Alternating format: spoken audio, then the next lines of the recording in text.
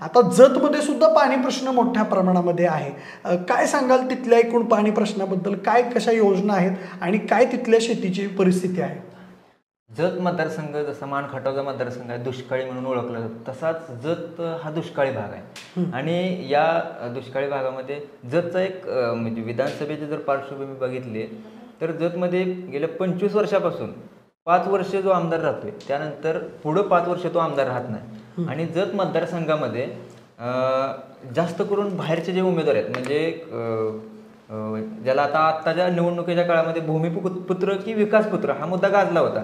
म्हणजे गोपीचंद पडळकरांना भारतीय जनता पार्टीने उमेदवारी दिली, परंतु स्थानिक जी लोक आहेत काय किंवा विरोधक असतील किंवा आत्ताचे विक्रम सावंत आमदार असतील होतेच, त्यांनी असा मुद्दा धरून ठेवला होता की भूमिपुत्र पाहिजे, उमेदवार हा भूमिपुत्र पाहिजे. पण जत मतदारसंघामध्ये 4 ते 5 उमेदवार असे झाले त्या गेल्या 25 वर्षामध्ये की ते बाहेरचे होते. म्हणजे आटपाडी तालुक्यातले होते, प्रकाश अण्णा शेंडगे सांगवळ कवठे मंकाळा तालुक्यात तासगाव कवठे मंकाळा, आणि आता गोपीचंद पडळकर आटपाडी तालुक्यातले. तर ते मुद्दा गाजला होता की भूमिपुत्र का विकासपुत्र. आणि जतचा इतिहास बघितला तर 25 वर्षापासून की 5 वर्ष जो आमदार राहिलाय तो पुढं निवडून येत नाही. त्याच प्रकारे आता पण असं झालं की विक्रम सावंत जे आहेत ते 5 वर्ष आमदार राहिले, त्यानंतर आता ते पराभूत झाले. तिथला मेन मुद्दा पाण्याचाच. आम्ही ज्यावेळेस ग्राउंड रिपोर्टिंग करत होतो त्यावेळेस पाणी आणि तिथले लोक जास्त तिथं समाज ओबीसी जास्त समाज आहे, म्हणजे लिंगायत समाज आहे, लिंगायतमध्ये बऱ्याच जाती आहेत, धनगर समाज आहे आणि मराठा समाज हा कमी आहे, त्यांच्या 30-40 हजार मतदान आहे असं. लिंगायत समाज भरपूर आहे आणि तिथं जे प्रश्न आहेत ते मुख्य पाण्याचे आहेत, बाकीच काय नाही. आणि गोपीचंद पडळकर आहेत ते गेले 10 ते 15 वर्ष झालं त्यांचं जत विधानसभा मतदारसंघावर लक्ष होतं. म्हणजे त्यांना तिथं लढायचं होतं, कारण त्यांना माहित होतं की या ठिकाणी बऱ्यापैकी समाज भरपूर आहे, आपला समाज भरपूर आहे आणि ओबीसी समाज भरपूर आहे. त्याच्यामुळे त्यांनी 12 ते 15 वर्षापासून तिथं आंदोलन करायला सुरुवात केली होती. तिथं विविध प्रश्नावरती आंदोलन केली. राष्ट्रीय समाज पक्षाच्या माध्यमातून त्यांनी तिथं आंदोलन मोर्चे असे उभे केले होते. आणि तेव्हापासून त्यांनी आतापर्यंत हे लावून धरलं आणि आता उमेदवारी त्यांना मिळाली आणि मोठ्या फरकाने ते आता विजयी झालेत. 1,12,000 मतं त्यांना मिळाली. आणि जे विक्रम सावंत आमदार होते त्यांना म्हणजे 38,000 असं लीड घेतलं जयकुमार गोरेंनी, काय गोपीचंद पडळकरांनी. अशा प्रकारे आता त्यांनी जत विधानसभा मतदारसंघामध्ये पाण्याचा प्रश्न सोडवला. आणि महत्वाचे म्हणजे MIDC जी आहे ती MIDC त्यांनी आता मंजूर करून आणली. त्याच्यामुळे लोकांनी त्यांच्यावर विश्वास ठेवला. म्हणजे आमदार नसताना त्या भागाला आमदार नसताना त्यांनी MIDC मंजूर करून आणली, पाण्याच्या योजना सोडवल्या. आणि आता अशा आहे की लोकांना ती भूमिपुत्र नको, आपल्याला विकासपुत्र आता आपण आमदार केलाय, त्यांच्याकडून आता विकास होण्याची अपेक्षा आहे. मग विक्रम सावंत यांना तिथल्या पाणी प्रश्नाचा फटका बसला असं म्हणता येईल का? आणि तमनगौडा पाटील जे तिथं बंडखोरी करून अपक्ष उमेदवार उभे राहिलेले होते त्याच्या वोट डिव्हिजनचा फायदा नेमका कोणाला झाला? कशा पद्धतीनं तिथलं एकूण निवडणूक झाली? आता तमनगौडा रवी पाटील ते लिंगायत समाजाचे उमेदवार होते. ते खरं तर त्यांच्या बंडखोरीमुळं गोपीचंद पडळकरांना फटका बसायला पाहिजे होता, परंतु तसं काय झालं नाही. त्यांना जवळजवळ 20,000च्या आसपास आता मतदान झालेलं आहे. पण त्यांचं एक म्हणणं होतं की उमेदवारी करण्यामागे की आपला इथं म्हणजे मी लिंगायत समाजातून आलोय, मी लिंगायत समाजाची मतं इथं भरपूर आहेत, समाज भरपूर आहे. मग आतापर्यंत या जत मतदारसंघामध्ये लिंगायत समाजाचा आमदारच झाला नाही, आतापर्यंत झाला नाही. म्हणून त्यांनी त्या प्रकारे त्या समाजाच्या जीवावर त्यांनी उमेदवारी केली होती. पण त्यांना समाजाने साथ दिला, कारण समाजाने म्हणजे त्या लोकांनी विचार केला. आणि तिथलं एक गणित आहे की तिथला जो समाज आहे का नाही तो भाजपला भरपूर मानतो. म्हणजे मी ग्राउंड रिपोर्ट करताना आम्हाला समजलं. त्याच्यामुळे त्यांनी समाज नाही बघितला, पण पार्टी बघितली, पक्ष बघितला आणि विकासपुत्र बघितला. त्यांचा फटका खरं तर गोपीचंद पडळकरांना बसायला पाहिजे होता, परंतु तसं काय दिसलं नाही, काय जाणवलं नाही. अच्छा, ग्राउंड तुम्ही तिथलं केलं, ग्राउंड रिपोर्ट्स तिथले बरेच अनेक जजचे केले.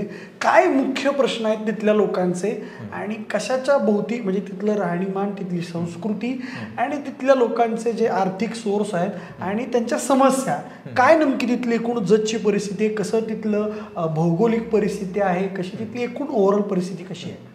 आता तिकडं एकतर जास्त दुष्काळी भाग आहे, त्याच्यामुळं पाणी नसते, त्याच्यामुळे तिथं मेंढपाळ पण भरपूर आहे. शेती आहे थोड्या प्रमाणात, पण जास्त शेतीतनं उत्पन्न नाही. पाण्याअभावी लोक शेळ्या मेंढ्या राखतात आणि ती बाहेर पण जातात. दुसरी गोष्ट, तिथली जी लोक आहेत ना ती बाहेरले आहेत, म्हणजे पुणे मुंबई ठिकाणी असे काम करायला जातात. अशा प्रकारे तिथलं म्हणजे जनजीवन, आणि शेजारी कर्नाटक भाग आहे, त्या कर्नाटक म्हैसाळ योजनेचं पाणी पण त्या भागात कुठे पोचलंय, त्याचा पण त्या लोकांना लाभ होतो. परंतु जास्त करून तिथली लोक आहेत का नाही तर ते बाहेरच उदरनिर्वाह करण्यासाठी जातात, आणि दुष्काळ असल्यामुळं आता त्यांना खरं तर पाण्याची गरज आहे. आता जतमधली जर एकूण आपण परिस्थिती बघितली तर गोपीचंद पडळकर विजय होतील अशी शक्यता फार दुसरी दिसत होती, कारण त्या वोट डिव्हिजनचा फायदा विक्रम सावंतांना होईल असं बोललं जात होतं. तर गोपीचंद पडळकर यांना लोकांनी का निवडलं? विकासपुत्र तुम्ही एक मुद्दा मांडला, भूमिपुत्र विरुद्ध विकासपुत्र. तर खरंच वाटतंय का की जतमध्ये आता गोपीचंद पडळ आल्यानंतर तिथल्या पाण्याचा प्रश्न सुटेल? कारण कर्नाटक बाजूने जर विचार केला, जतच्या बॉर्डरवर असणाऱ्या जी काही गावं आहेत त्या गावांनी मध्यंतरी आंदोलन केलेलं होतं, विद्रोह केलेला होता. आता त्या गावांना पाण्याची सोय होईल असं वाटतंय का? काय तिथली परिस्थिती, किती गोष्टी शक्य आहेत, कोणत्या योजना तिथं कार्यान्वित करण्याची गरज आहे?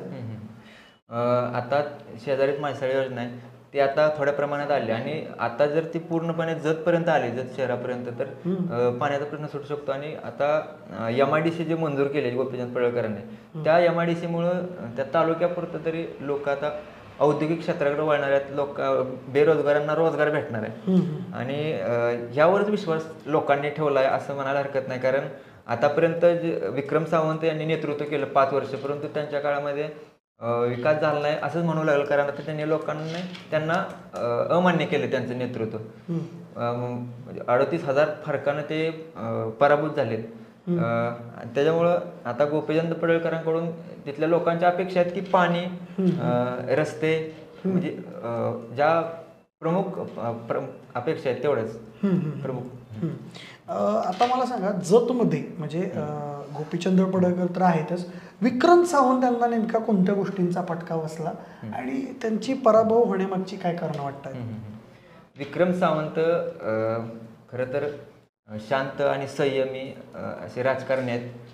त्यांच्याकडे कुणी जरी भेटायला गेलं तरी एकदम म्हणजे प्रेमानं बोलतात, म्हणजे मनमिळावं व्यक्तिमत्व आहे. परंतु कामाचा जो ओघ आहे तसं त्यांच्या काळात दिसून आलेला नाही. म्हणजे त्यांनी पाण्यासाठी मोठी योजना मंजूर करून आणायला पाहिजे होती, जी की गोपीचंद पडळकरांनी मंजूर केली ती त्यांनी करायला पाहिजे होती. दुसरी गोष्ट, जी MIDC मंजूर केली आहे, उमदी येथे MIDC आहे ते पडळकरांनी मंजूर केले, तर ती विक्रम सावंत यांनी मंजूर करायला पाहिजे होती. ह्या 2 मुद्दा आहेत ना, हे 2 मुद्दे गोपीचंद पडळकरांनी केले म्हणून विक्रम सावंत पडले असं म्हणायला हरकत नाही. कारण लोकांना वाटलं की बाहेरचा उमेदवार आहे, वाटपाडीचा हा गोपीचंद पडळकर आहे, आणि त्यांनी आपल्यातलं हे प्रश्न सोडवण्यासाठी आत्ताच सुरुवात केली, मग आमदार झाल्यावर किती सोडवत, त्याच्यामुळं लोकांनी त्यांचा विश्वास ठेवला.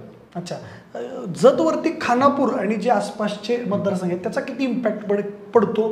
तिथल्या इन्फ्लुएन्सचा, तिथल्या नेत्यांचा किती परिणाम पडतो? काय तिथे एकूण वातावरण आहे? तिथं बाहेरच्या नेत्यांची किती संपर्क आहे, किती ताकद आहे?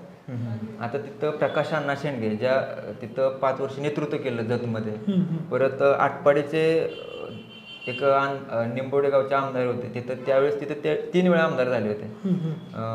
आणि त्या भागात कसं आहे, OBC समाज जास्त आहे, म्हणजे धनगर समाज जास्त आहे. गोपीचंद पडळकरांचं जे अखेरचा लढा सुरू केला होता धनगर आरक्षणाचा, तो त्याच भागातनं चालू झाला होता, आणि त्याच भागातनं उत्स्फूर्त प्रतिसाद मिळत होता. दुसरी गोष्ट, लक्ष्मण हाकेंचं गाव शेजारी आहे तिथं सांगोला तालुक्यातलं, आणि तिथं OBC जास्त असल्यामुळं त्याचा फायदा गोपीचंद पडळकरांना झाला. लक्ष्मण हाकेंनी सुद्धा गोपीचंद पडळकरांना निवडून येण्यासाठी कोपरा सभा वगैरे अशा माध्यमातून त्यांनी हे केलेलं होतं, म्हणजे त्यांनी सपोर्ट केला होता. शिवाय त्या भागात दर वर्षी आरेवाडीला दसरा मेळावा होतो. त्या दसरा मेळाव्याला म्हणजे पडळकर जे आहेत तिथले 2-3 तालुके आहेत, त्या तालुक्यातले सगळे लोक त्या ह्याला येतात, दसरा मेळाव्याला येतात.